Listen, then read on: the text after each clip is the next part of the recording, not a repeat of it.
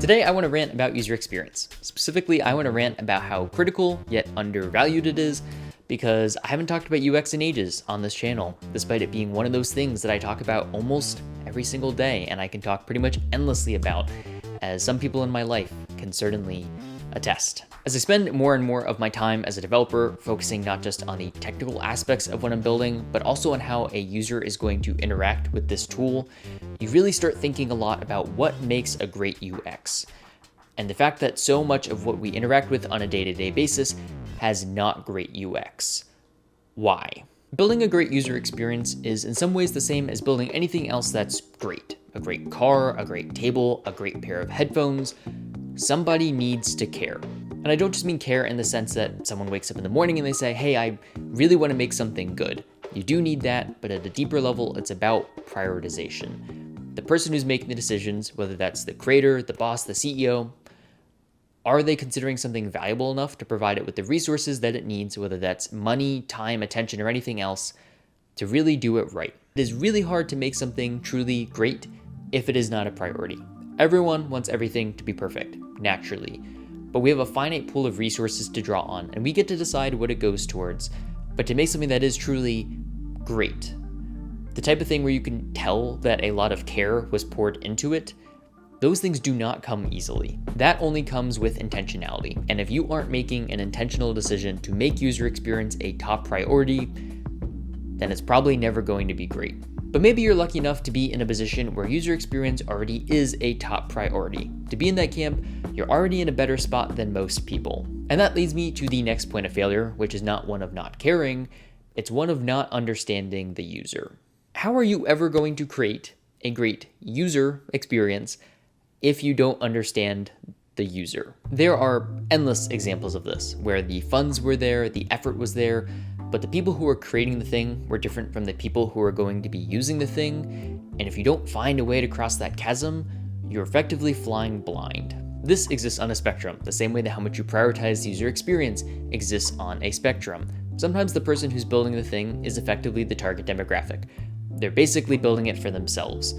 These are the people who really understand the nuances of the problem space, and they want to make it great because they're also making it great for themselves, and that shows in the end result. But on the complete opposite end of the spectrum is the person who doesn't know anything about the target user. They don't do the user research. They don't get feedback on mock-ups and prototypes from potential customers. They are basically taking a wild guess at what's important and what's not. And as you can probably imagine, that's not a recipe for success. The third point of failure is perhaps the most innocent, but also might be the most challenging one to solve. It's having the skills to succeed. You can care about the user experience, you can make a deliberate effort to understand your core demographic, but you or your team need to be able to pull it off. Where the first 2 points were largely based around just having intentionality, there's no shortcut for the time it takes to build enough expertise in a domain to be able to make something good. The relevance of this point is highly dependent on what it is that you're doing. Some skills you can pick up in a matter of hours, if not days. For other things, it is going to take you years, if not decades, of consistent effort to really become a master of that craft. This also abstracts away some of the potential limitations of the current state of technology. It's not like 20 years ago, technology was so much worse because we just didn't care about the user experience, and now it's so much better.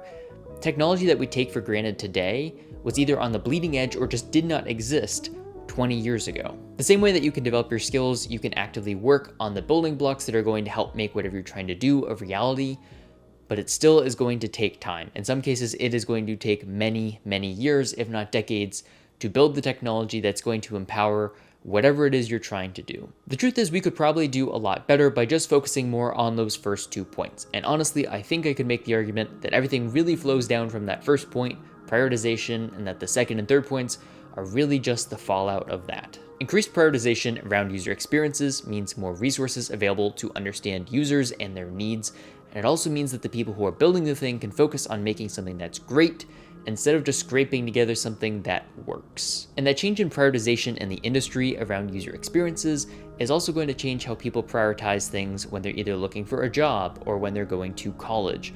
People are going to start having a slightly different skill set that's putting more emphasis on learning how to build great user experiences than, say, someone who's focused solely on technical proficiency. So, is there a point to this video? I guess that's up to you.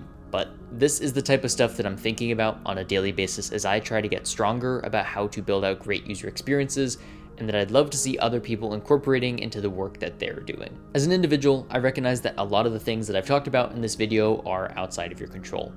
But there are absolutely other things that are within your control where you actually can make a difference, and all else being equal, making those changes feels like a pretty good place to start.